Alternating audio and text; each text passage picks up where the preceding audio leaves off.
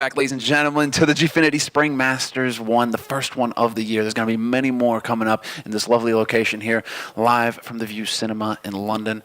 But, Metas, that was pretty much like the perfect way to start the day. I think who needs coffee when you get overtime and just godlike plays from nothing? Just unbelievable. It wasn't just nothing as well. I mean, yeah, he played fantastic, but Pyth at the end, man. Yeah, we were just talking about that. Like, how does he hit those shots?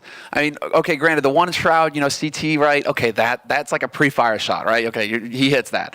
But the second one, and then the third one, being able to close it out and get the drop on that third man, just Pyth, man. That's why you got to watch this kid. That's why he's on the radar for a lot of top teams. And I felt sorry for Sean Gaius, who was the third player, because he's probably like, guys, what the hell? We had this in the bag. We had the second overtime in the bag. Yeah. And suddenly he's in a 1v1. The bomb's planted in a horrific position to be in. But just, that really was a story of individual brilliance, that first map. Those crazy back and forth plays. I think that's like the story of nothing as far as I'm concerned. That first half of Cloud9 was all nothing, trying to stay in this game, trying to keep his team alive. We have to give him credit for that, because without him, Cloud9 were just absent. They were not there. They were not present on that map. Nothing was a man who actually started to come back, 3-4 rounds in. All of a sudden he starts getting some speed going. He starts getting the quad kills. He gets that ace spray down as well. But it wasn't even a spray down. It was very calm, cool, collected shots taken from him. And just before you know, he's like, oh, he has an ace. He killed everybody on the map. Congratulations. Nothing all of a sudden is waking up here. Like I said before the break, though, I think that Inferno is about the worst case scenario here for Cloud9. I think that this is definitely going to be a map that they might struggle on. Team Orbit will fancy their chances on that map as well. They will be looking forward to coming in here and trying to knock over the North Americans. It's such a huge match. You really can't stress that enough. You can be sure that they are going to be very prepared on it. Yeah. I mean, Swedish team as well, practicing. They're in the prac circles. They are getting the experience versus the top tier. I mean, Cloud9 are as well, but there's a quality by, Huiten, by these players, Jumpy, etc. I mean, Huiten from the original LGB lineup, I mean, this guy's been around, and he has played with the best. I mean, that's the Wolfmeister Crims. They went over to Fnatic, but Huiten was there to start the show with Michael.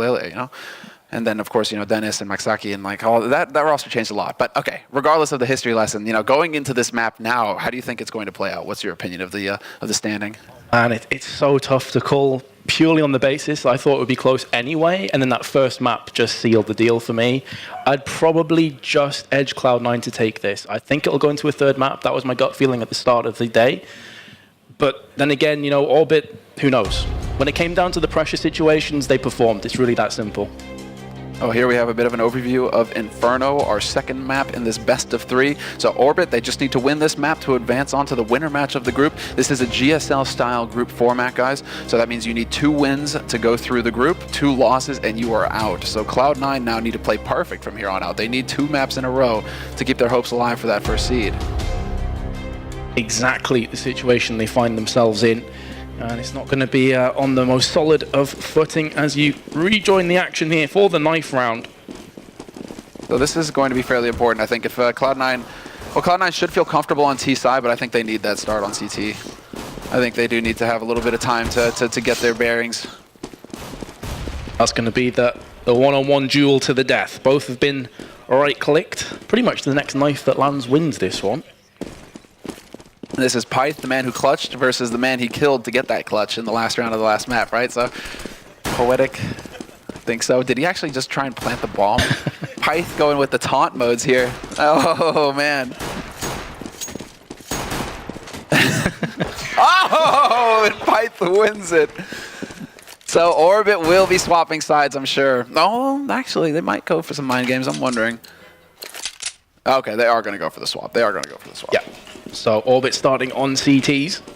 Strangely enough, both teams had a stronger showing on T side of Cash.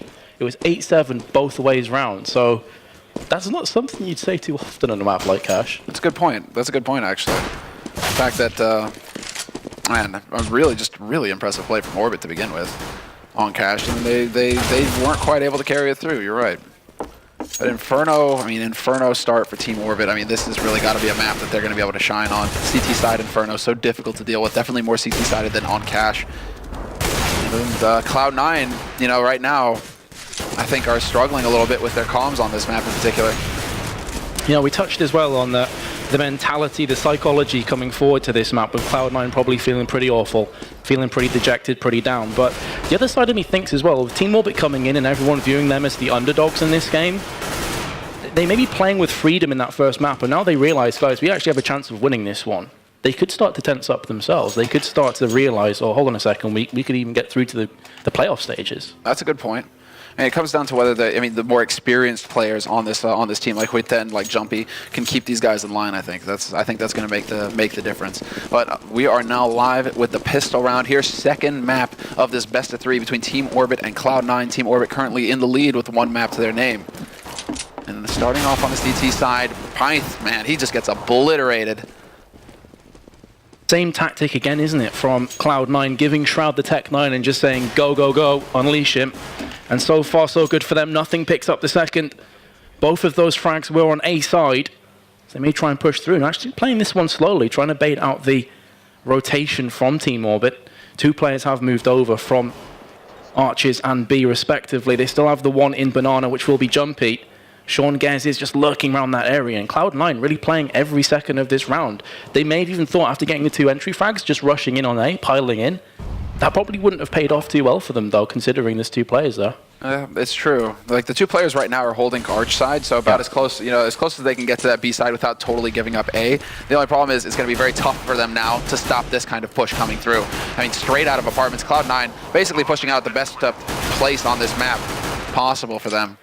So Huiten is going to be the last man alive here for Orbit. Cloud9 looking pretty solid. Great headshot there by Huiten, but this is not going to be enough. He's going to get hunted down by Sean Gers in the end, and that is going to be the pistol for Cloud9. Basically off the back of Pyth peeking into second mid to get info. And I think that's pretty much what made the difference right there, because then Maxi runs around through second mid. Unfortunately, the timing was off from him. There was a lurker there for Cloud9, and he was caught with his knife out. So just 2 unfortunate frags means that Cloud9 will be able to pick up that pistol. Yeah, I think it was Shroud that caught the first player, which was Pyth, and then Maxi got caught by Nothing. Nothing, now we go again, is going to be running through Banana. And we'll get the pick onto Jumpy. That's just going to leave the 1 player on B right now. Again, they're not pushing the envelope too hard. Better safe than sorry, probably in the back of their mind, because realizing that if P250s or 5.7s are on the opposite team, if you rush in and you're too reckless, you can get completely punished for that one. Even if you lose 1 or 2 players, suddenly that's 2 potentially assault rifles or SMGs in the opponent's hands, and then things go from bad to worse. There's Pyth, just as I was mentioning. Nothing knows, gonna get himself 3-4 kills at the end, and another ace. Yeah, another ace to start. Going into the third round, that's pretty good for Nothing. That's going to get him pumped, and that actually has to help get the rest of the team pumped, really, because it's like you can't have a repeat performance. He's putting the rest of his team to shame right now, so Nothing leading the charge. Cloud9 now have to catch up, but that is how that second round was supposed to go right there. That was a very clean play there by Nothing. I was a bit worried for them when Pyth got that frag with the 5.7, but likewise. In fairness, they recovered it very quickly. And it will be Team Orbit trying to battle against the odds once again. Cloud9 setting up into position, very identical setup. You see this time and time again from a lot of teams. You'll have a couple players in Banana, a couple players second mid, try and feel out the opposition and then commit to a site. But actually, Sean Gers going really deep into B, just pretty much waltzing in. He must realize that someone's going to be hiding at the back, and he has spotted Jumpy, so the information will be passed across to the rest of his team. Unbeknownst to him, though, there is one directly to his right-hand side in shadow as well. It's going to be Jumpy that gets dropped first from Sean Gers. Maxi is still able to get a frag with that USP, and he could get another one here. Way too close. Sean Gers down to half HP based off of, that's USP shots. It's not like he had a P250 there. So Sean Gers now just on the hunt, looking to see if he can't find somebody else. Pyth waiting around that angle. Is going to get caught, and Huiten is going to get a second frag. Now, all of a sudden, things are looking pretty good here for Orbit. Not too bad at all. Especially if he can get himself another frag, that would be icing on the cake. Unable to do so. But still pick themselves off 2 kills. That's going to be 2 drop weapons. And now Team Orbit are going to commit as expected. Maxi with the AWP. FAMAS on Pyth, couple of M4s thrown in the mix. There's a third for Huiten. And Team Orbit, this is their moment to strike. They have to start bouncing back from here. Yeah, this is going to be it. I don't think they're going to be too perturbed about what has happened so far at the beginning of this half. It's like you give out the pistol, it didn't go your way in the second round. Third round, you actually did some damage. Now here's the big round. And they have that AWP for Maxi. But again, this is a very dangerous situation for Maxi. They're going to have to fall back. Anti-flashes are going to be crucial to slow him down, because Cloud9 could have gone rushing in to try and get that punish. But the nades have been forced out from Orbit, so they do manage to stop that in time.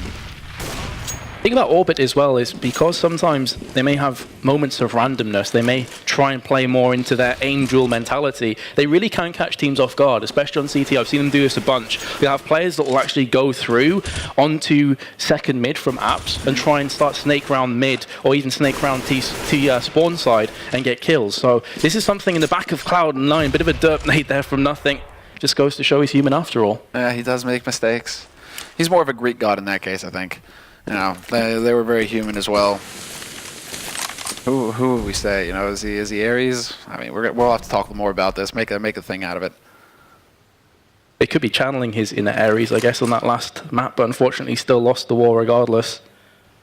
But they got take 2 here on Inferno. 3-0 for Cloud9. They are a player down with 30 seconds to go, and it looks like it's going to be a B push. Smokes and flashes flying on in, a bunch of them. Molotov as well landing on top of Roke. He's been flashed. He may not know that's on him. And there's Sean Gez with a pick. He will be dropped first. Semfis goes in, serves himself down. Roku's been momentarily silenced. That bomb's going to get planted. 3-on-3. This is going to be a tough one for Orbit to take back. However, they do have the weapons to do it. The thing is, are they actually going to want to try and push in? They need that pick desperately. If they get a pick in the next few seconds, they may think about committing to this one, but it's actually gone completely wrong for them. And Cloud9 stamp their foot down and make it 4-0. No save weapons from Orbit. That's going to sting. Yeah, that's really harsh there. And that's a situation that can go either way, right? Because they decided to essentially take 3 duels, Orbit. They came in from 3 different angles, and it just so happened that Cloud9, they had one guy holding each of those angles. And this time around, Cloud9, they landed all the shots. Nothing hasn't even died yet. 9-2-0. But that was just a case of Cloud9 winning the duels. And if it comes down to it, if you're missing your shots, you know, you can have all the strategies in the world, but you need to hit the shots before anything can happen.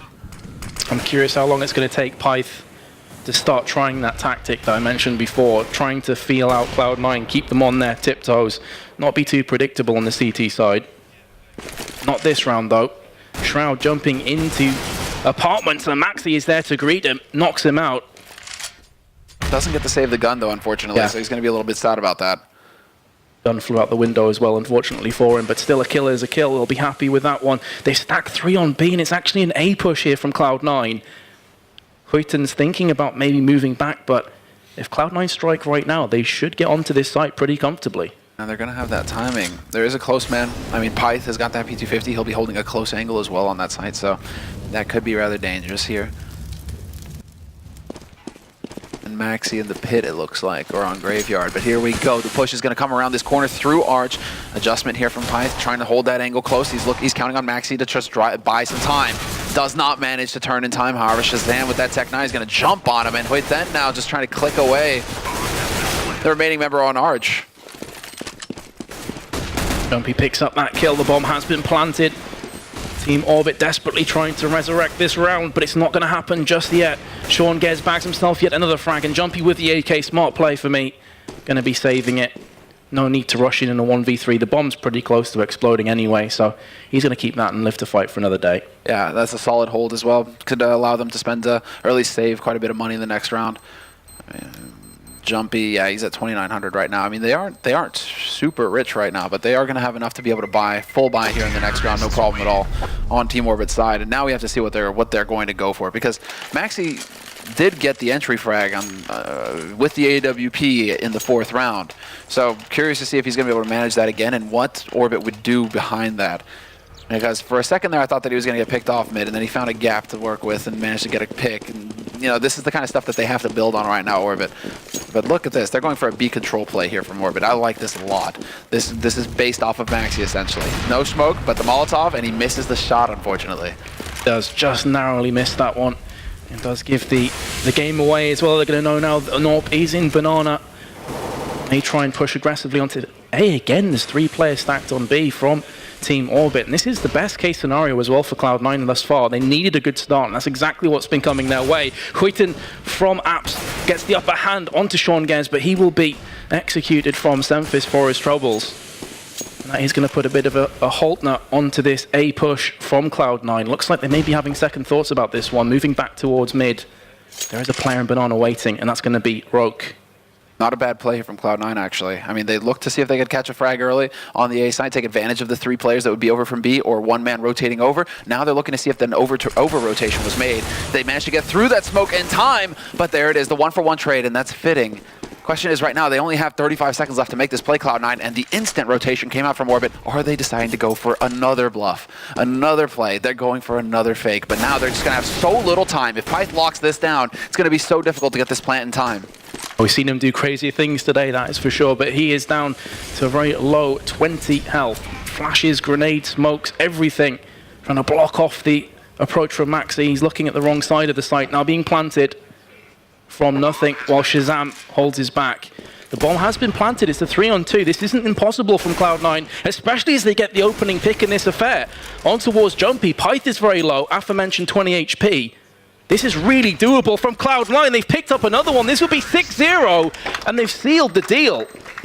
That's a round Team Orbit have to win on CT. Yeah, that's a round that you cannot afford to lose, especially with all of the different plays, the different fakes that were coming out from Cloud9. Go here, go there, you know, just trying to get the read. It was almost, you know, balance. They were seeking balance, right? You know, it's like, no, we want there to be a stack on one side. We're going to go the other way. Cloud9 just able to get onto that site. Pyth let that happen, but if you're going to let that happen, at that point, you have to be able to take the fight and land the shots. And Orbit were not able to do it that time around, even with the man advantage. There's a great nade onto Sempus, though. The close spray, and it is going to be Rogue taking 2. So still a 3-on-3 there, but the bomb making its way through, and Orbit heard that. Orbit saw that. They got confirmation, and this bomb plant basically is going to be the trigger for them to start rotating over here, seeing if they can catch somebody out. And they're running out of their lifelines as well here. They can't keep affording to try and say. They can't keep affording to keep the economy ticking over. At some point you have to start getting rounds. It looks like they've given up on the approach from CT side towards Ruins, and they're actually going to go back towards A. So they're saying, yeah, we're going to keep these weapons. We've got an AWP, we've got an M4, we've got a FAMAS, that's good enough for us, but you're still 7-0 behind at this stage. That is brutal on CT. They won the knife, they wanted to go CT. You know what, though? I'm not concerned. Because of what we saw in Cash, right? True. Clearly both of these teams are feeling much more comfortable with their T side than their CT side. It was on Cash, same thing. It was almost like we've just flipped it around. All of a sudden, you're getting way more rounds than you should on your T side. And here on Inferno, it's more of the same. Although I would say that it's a bit more dire on Inferno. Like, it is a bit more of a heavy CT side map. So the fact that Cloud9 are sitting on 7, that is a little bit scary. But then Orbit as well, with the very quick plays, could potentially catch a Cloud9 off guard and get just as many rounds in the second half. So it's not over till it's over right here. A missed smoke though. Missed smoke coming in on that mid. That's good. That could potentially catch Cloud9 off guard. Landed on the roof rather than blocking off from arches. Oh, Maxi will get the flick shot onto Sean Gares. He tried to have a cheeky peek. Again, this could be Team Orbit's moment to strike, to get their name on that tally, on that scoreboard. The scary thing is, though, that yes, Cash was so back and forth, but we're only 8 rounds into this one. This could easily, if Cloud9 keep going in this momentum, this could easily finish 10 rounds or even more to them. So that's another thing in the back of Orbit's mind. They desperately need to stabilize this.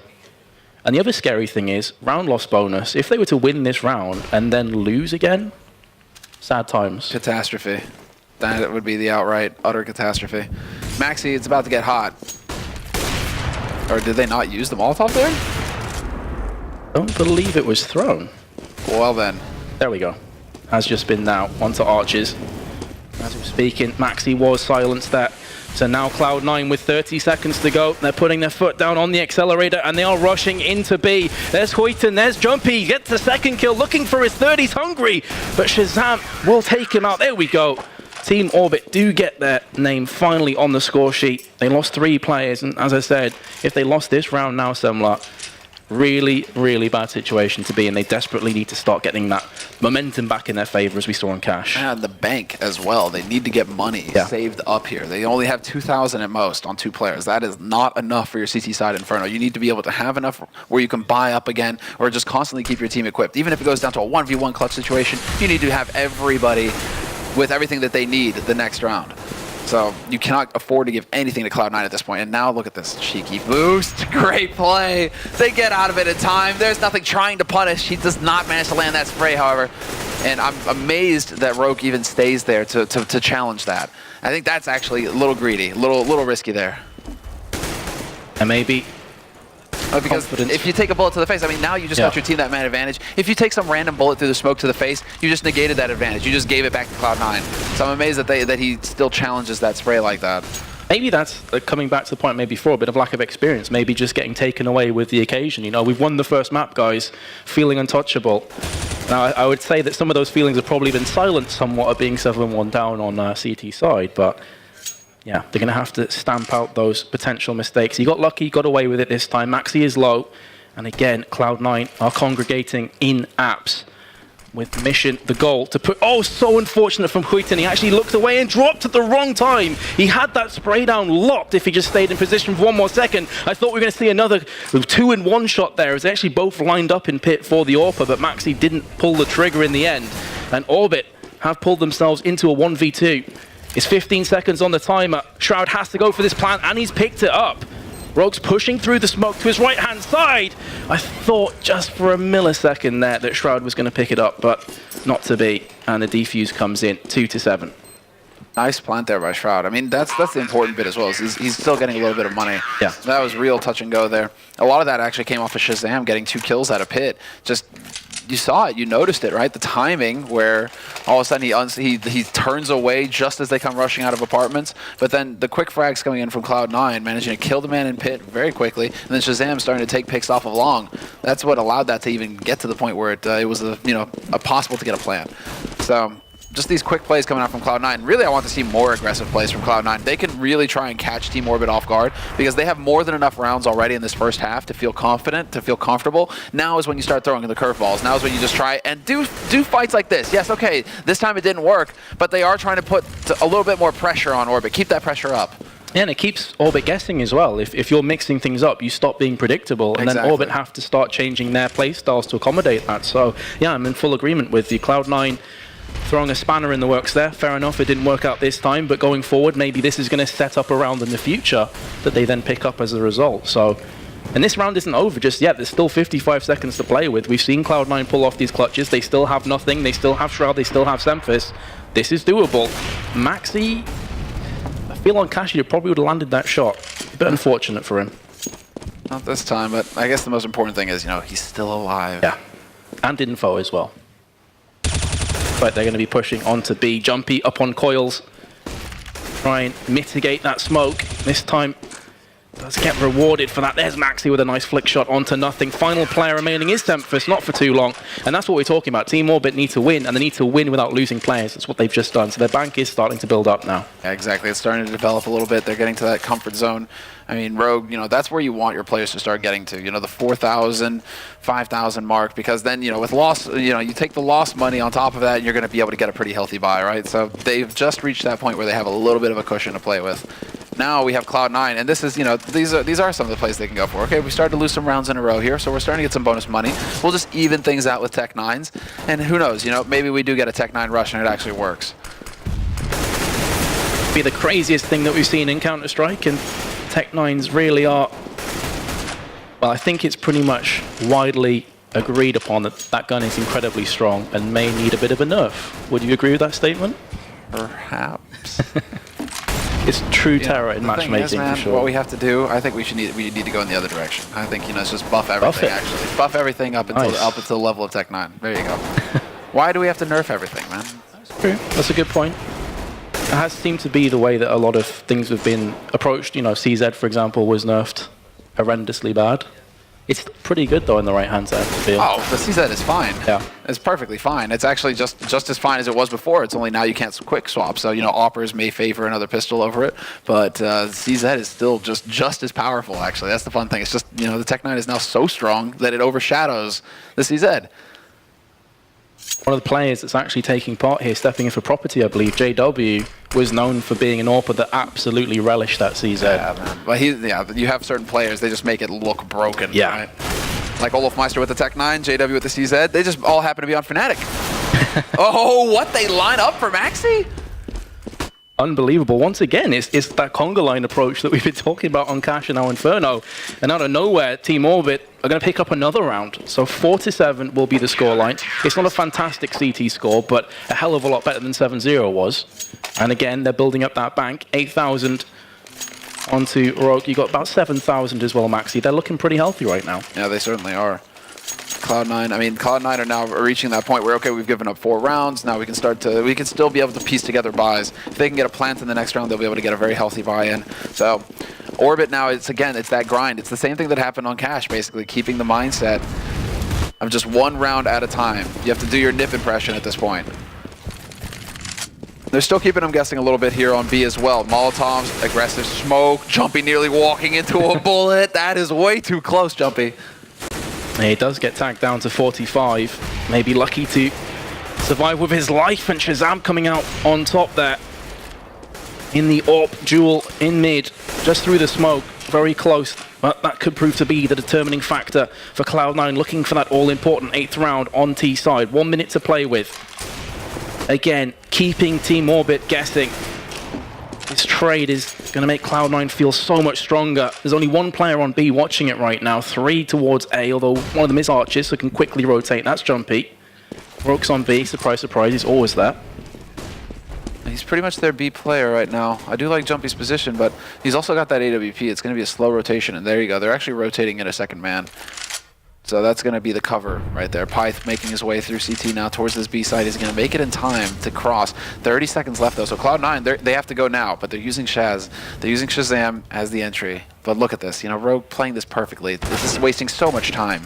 Realizing that he's outmanned right now, he's doing the smart thing, allowing the cavalry to come in. There's Jumpy with the AWP shot on the opposite side of the map, actually, towards mid on A. And now the 2-player lockdown from Team Orbit in effect, but Sean Gares and Shazam, they've only got 5 seconds to play with. Deja vu from Cash, but the bomb will be planted once again.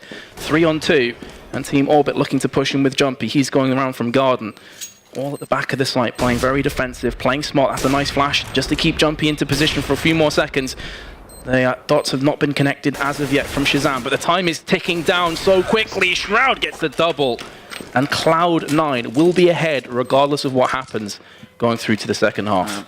That is it right there. And now this is going to force Orbit to start tapping into that bank that they've developed over the last 4 rounds. But yeah, Cloud9, just solid entry frags. I mean, left it down to 30 seconds. Shazam, man, it wasn't even, you know, okay, like, we'll take Shazam and we're going to put him in first, but as soon as Pyth starts to make some noise, that's when they just speed up behind it and just get the 2 entries. This time around, however, it's not going to be Shazam, it's Maxi who's going to win the duel. So Shazam is out of the equation here, and Cloud9 are down a man already at the beginning of this round. Start from Team Orbit, but they need to keep it up. Mistakes, they have let things slip now and again. That there's Huiten in mid. And the S and S combo that has been so prevalent today has gone down. It's all down to Sean Gares in the blink of an eye, actually. A 5 versus 1. Another very confident round from the Swedes. And a minute to play with. So he's got the AWP. He's going to try and get some frags here, but saving is going to be a very difficult thing to do. Yeah, that 1v5 scenario is really hard to deal with, right? I mean, these steps as well. He has no idea that Pyth is pushed through apartments, and that's very clean and easy work there for Pyth. But that's off the back of 1 pick early onto Shazam, and then of course then Cloud9 have to try and take a risk basically to get the info, try and return on that frag. 1 flash in mid leads to 2 frags there. Like, it just kind of spins out of control for Cloud9. After that Shazam kill, everything just kind of falls apart. Really, this should not be affecting Cloud9's mindset right now. They're still so far ahead in this map. They really shouldn't be worried about these kinds of rounds, and you can see that because they're forcing up now. Oh, spray coming through from Jumpy. Very nearly gets 2 or 3 frags there. Unfortunate maybe not to get a better showing for his effort. Shroud from Banana, making sure no one gets around the back of them. And everybody from Team Orbit for a couple seconds was stacked on B. Now you can see the Pyth is moving back on A, just in case the re-rotation in this next minute comes to fruition. But again, Cloud9 are holding strong here. They're constantly keeping Orbit guessing. And you can see the Orbit, they're not too sure what to do. Their other player has just started to move back to CT, so they're really unsure of what's about to happen. They're really keeping them guessing, but now they've got the guns to work with, and because of Jumpy getting a little ahead of himself there, they have a man advantage going into this as well, Cloud9. Huiten's going to take that peek, very quick shoulder peek, just trying to spot them out, and there you go. Very clean kill on the Shazam. That's what has to happen here for Orbit to hold. Huiten with a 2 kill, but now Roke lying in wait, and he's got the bomb in front of him. It's the first one. He's just got the 1 more player to find and pick off. He does have Pyth coming around from the side as well from Banana. 25 seconds to play with. Nothing has the bomb. and he should be getting this down. He's gone looking towards Banana. That's the correct decision, but Pyth gets the upper hand. Huge round for Orbit. Definitely one they were looking to pick up. And they take it back to 6-8. They really need this as well, though. That was actually, yeah, exactly. 15th round, still no reason really to criticize, but that was a little bit of a mechanical error there on Nothing's part. You could tell he was going for the fake plant, wasn't quite letting it complete, and then just timing the way that it worked out there. So that's just unfortunate there. That was definitely a round that Nothing could have clutched, but it goes Orbit's way instead. And now we do have a pretty fair shot at Orbit picking up a 7th round. So it's cash all over again, man. What is going on between these two teams? So do we expect double overtime? Double overtime? Let's we got to go one further, right? Cool. Okay, let's go. The thing is, if we do that, if we get into that territory, like this will be the series that never ends, and we still have Cobblestone to come up after this as well. And then I just expect them to go 8-7 on Cobble as well. Very likely. Very, very likely if we do get that far. However, Cloud9 are going to be looking to put this game to bed as soon as possible. Pop flash 3-1 to Halls. And it's actually not quite as effective as Pyth was hoping. They lined up for him, but it was a 1-for-1. Roki, in the meanwhile, has took down Sean Gez. And Shroud comes back to tip the scales back into balance once again. Equilibrium in place. Maxi's peering through the smoke. He can't see anything. Tries the shot onto Shroud, but the bomb has been planted. No, it's just about to get planted. There we go. There's still plenty of time now for the terrorists to try and fend this one off. Roke's going from quad. Other two players going to be pushing from library.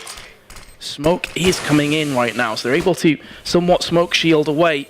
Pit, Nothing, just laid in wait with a Tech-9, gets one. Looking for the second, he doesn't get the second kill, but Shroud does step up big for Cloud9. And now Maxi in a 1v2, no scope to the face of Shroud. He's going to go for this defuse.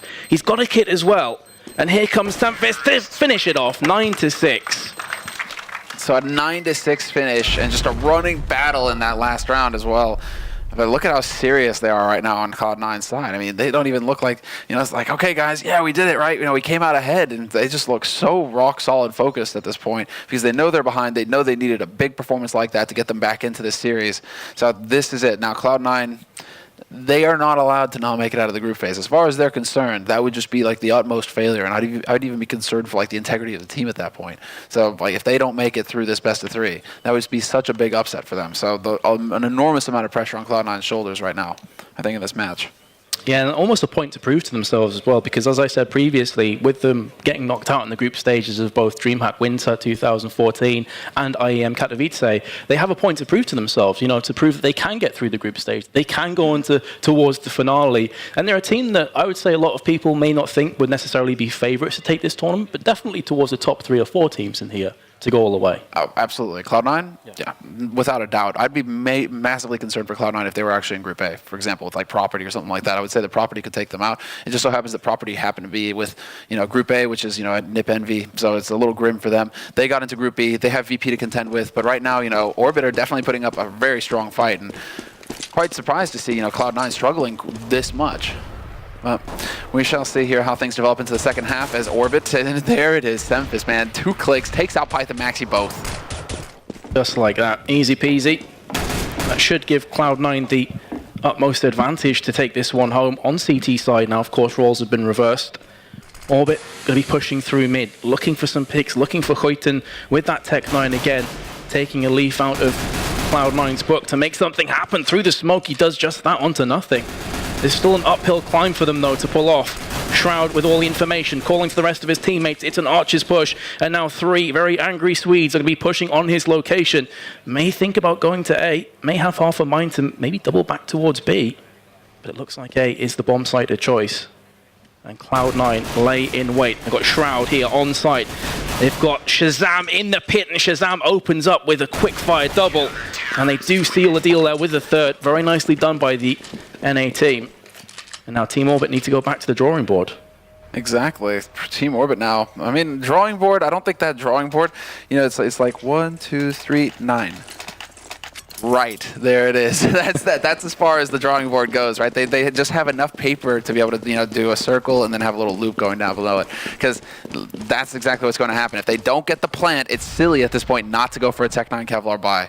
So Team Orbit, they're not messing around. They're going to go straight for that. Couple flashes to work with as well, and this is definitely just going to be the straight train. This is like the Glock train on steroids. Exactly what the case seems to be, and Pyth somehow gets the upper hand onto Sean Gares, who really was in position to strike with a vengeance and pick up a hatful of frags, but instead he goes down, bomb's been planted, and Team Orbit in a great position to fend this one off. They've got the UMP from the corpse of Sean Gares. Maxi opens up with the Tech 9. He's going to be able to actually keep himself alive as well. I thought he may get returned on. Jumpy is going to come good with that Molotov. And now it's on a 4-on-2. Make that a 4-on-1. Just nothing remains. And this is how you eco. This is how you go with that Tech 9 buy and make it work. Yes, nothing is getting frags, but he didn't have enough time to get on site and defuse. Huge round from the Swedes. They got pinned down. They overcommitted at that point, Cloud9. By the time that they managed to get into construction, there was no backing out for them, as we saw. You know, Shroud gets picked off. That's it. The glory right there is the fact that they were not contested Banana, that they were given control of Banana fairly early on, so Orbit were able to just pile together at the entrance to B, and then it's just like 1 flash, 2 flash, go. And just spray and pray at that point, right? And the Tech 9 is just so powerful in these kinds of scenarios. So many bullets that Orbit just could not be stopped. But you know, that is a bit of an error, right? Cloud9, they cannot play scared. They have to get the info, and a bit of a peek there as well by the FAMAS holding Shazam. You know, Into Apartment's trying to just get that kind of information right there, something that will actually allow them to make the proper call when it comes to defending the site. And that's why Tech 9 is so deadly. Like, as you say, like the pain train just steamrolling ahead into B. And there could be a sense of saying, you know, Sean Gares was in a great position to silence that push. At the same time, though, when you have 3 players pushing with a Tech 9, it's much easier said than done. Oh, yeah. No. Well, you know, apparently the example used is, you know, just use the FAMAS. The FAMAS, well, there you go. That's what happens, right? You know, it's like you've got 3 of them coming at you. They're all just spewing 1,000 bullets. Like, it's a very difficult situation to deal with holding up close like that. So, I mean, adjustments to be made. We'll see how things play out. So Cloud9 just goes straight back into a buy themselves. They go for actually a combination. I like this. You know, 2 CZs, 2 5.7s. You have some good variety there. And Team Orbit are playing this down to a T. They're sticking together. It's more run and gun, just moving as a unit. But nothing is that. Watching Speedway. He gets 1, gets 2. Great trade for him. CTs will be very happy with this one. And now Sean Gares is the man that steps up. He only gets the 1 frag. But again, they're trading very well, considering it was pretty much pistols against assault rifles. Pyth eviscerate Semphis, beautiful double. I've seen that before from him on Cash in particular. And there is Shroud to answer back. It's a 1-on-1, but look at Rogue's health. He's got 3 HP. A gust of wind would take him down at this point. And Shroud is moving onto his position, gets the kill. And Cloud9, just with pretty much pistols, take the round. Unbelievable. The round back. And that was just, I think nothing is basically the king there. If nothing doesn't get those 2 kills on Speedway, the defense, yes, okay, holding in the corner there in CT, that can be effective, but you're probably only going to get the 1-for-1 before you're overrun. And the same thing for the position on short on oranges, or rather not on short, but on oranges like that, the 1-for-1. I think the main thing there is just nothing getting a 2-for-1 trade. Like that was just huge play by him, playing behind that pillar, just dodging around with the 5.7. So Cloud9, and now they get out. But then guess what? Guess what? It's another buy. It's just like ecos don't happen anymore, right? It's just like buy, keep buying, keep that pressure up. Orbit are just going to continuously throw punches at Cloud9. And they will trade like 2 heavyweight boxes in the center of the ring, 2 for 2. So again, they had pistols. Now they've got themselves into a better position. Can potentially go up to Banana and pick up one of those weapons if they choose. But actually, it's Hoyton who's in the app side of things. He's going to be looking to push through right now. Shroud is there. Going to be throwing up the grenade. That's not going to tag too heavily. Cloud9 have to dig in deep here for the next minute. Orbit, everything really rests on how they want to approach this round. They could go either way, but Shazam from Arches is going to get 1. Did he see the bomb drop? Maybe. And now he's going to get forced away from Arches as the smoke lands on top of him. Maxi going through Library. A game of cat and mouse between these 2 teams, and somehow it's Shazam that comes out on top, and he will not get the 2nd kill. I thought he did have it in the bag just for a few moments there. 35 seconds for Hoyton to 1v2. He's got the bomb. That's the good news. But he's got very low HP, and nothing is going to take him down once again. And Cloud9 move 5 rounds ahead of their Swedish counterparts. And at the end there, I think, is the hesitation that played the biggest factor there, fear for Orbit, because they were together as a unit. That's, you know, I'm like, okay, they're going up short together, all 3, right? That's designed so that if one of them dies, the other gets the revenge frag, and they keep rolling. They keep the momentum up. So long as they're trading kills with the CT side, it will always favor them.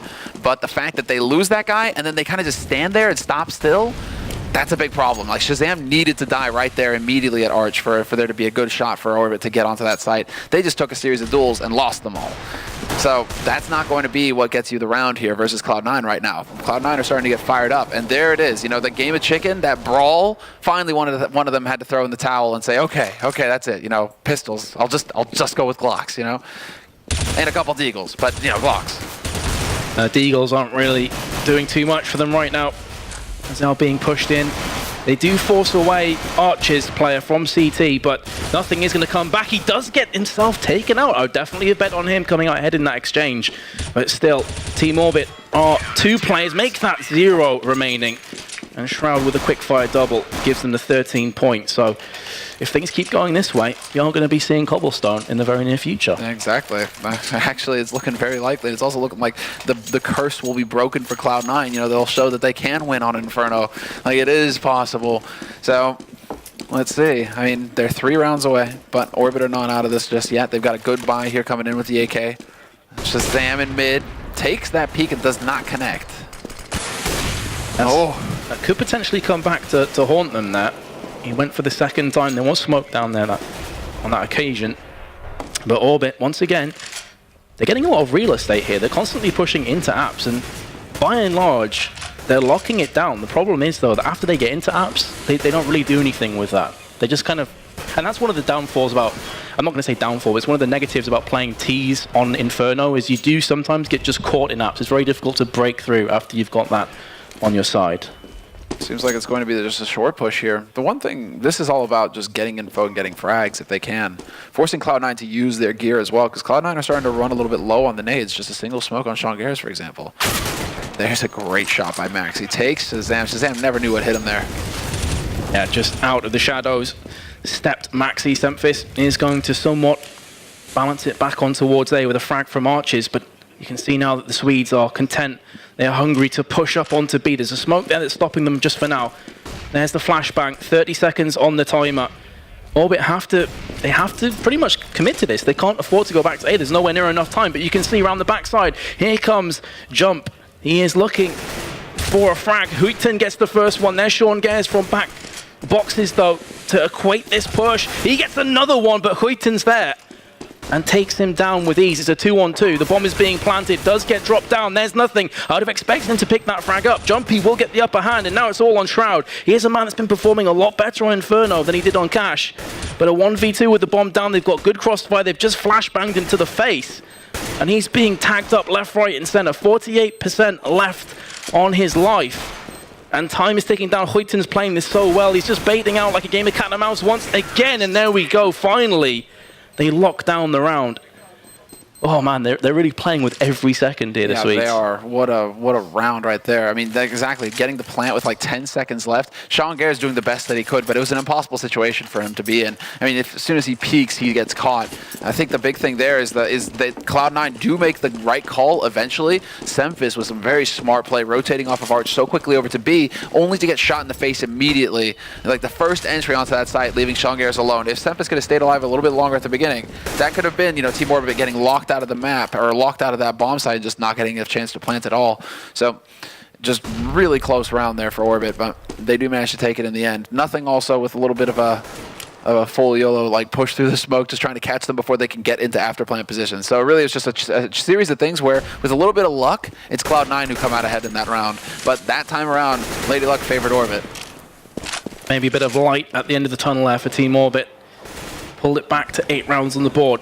Cloud9 with a mixed bag once again of bias cut. 3 CZs actually. Look at this bait and switch. This is Shroud just staying very quiet. His teammate had made noise running away, trying to bait Huiton in, but Huiton doesn't take it. Smart play again, very disciplined team here. Team Orbit. Molotov lands. Semphis is going to be A-OK, and now it looks like with the flashbang, they're going to start to rotate back towards B again, playing with every single second. 35. Sean Gares is there by himself. You can see a very quick rotate, though, from the rest of the NA team through Speedway towards B itself. But Jumpy's going to get a kill with the Molotov. Pyth as well chimes in. Semphis is going to answer back. Bombs being planted, though, from Orbit, and they're in the player advantage only for a couple of moments. as nothing with that CZ will reign supreme on top of Huiten. However, Semphis is very low and nothing has just been dropped. This should be a 9th round on the board from Team Orbit. They don't want to lose any more players, otherwise the bank is going to be affected, and they do lose another player. There's Jumpy to seal it for the Swedes. But at quite a big cost, actually. 3 weapons were dropped in that process. Far too close for comfort there, that's for sure. Losing 3 players like that, I mean, they're going to be able to buy around, like, they're going to be able to buy up. And at this point, they're like Orbit, they would love to have the bank, but they're really just like round after round after round. That's all we can think about right now. So them getting that round on the board is more important at this point. Like, they actually managed to keep it together. Cloud9 also doing just tremendous work with a force buy on their part, pretty much, you know, with CZs and whatnot. But still, solid work so far from both teams. In fact, now it comes down to this round right here. I think this is going to be the big difference maker. I think Cloud9 could have even, like, seeing as how they've had to force with 2 FAMASs and they're very limited on nades, wondering if they couldn't even have given an extra round. You know, another round here of a bit of like a CZ, you know, 5-7 buy, just to make sure that they had a full buy going into this one, like Shazam with an op and full nades for everybody with kits. Yeah, I definitely agree, because they're still 13-9 up. Even if they were to lose the round, it'd be 13-10, then they're in a good position to buy up. It's confidence, and that's telling you that Cloud9 are still not 100% sure on themselves. Again, history, hopefully for the NA team, will not repeat itself, and they can close this one out and take it to Cobblestone. Sean Gares with a double, 1 molly, 2 M4 frags now. He goes down, but damage has surely been done. Huiten's all that remains. He's being encircled by CTs. He's somehow still alive. There we go. Finally gets dropped through the smoke. Nice read by Semphis at the end. As you say, a huge round there, and Cloud9 coming out very, very comfortably in the end. That's it. Sean Gares right there with the individual performance, really just being able to catch them out. And then the Molotov Pyth desperately just trying to get through there. But then the rest of his teammates coming in one at a time, and Sean Gares really doing a fine job of controlling his aim.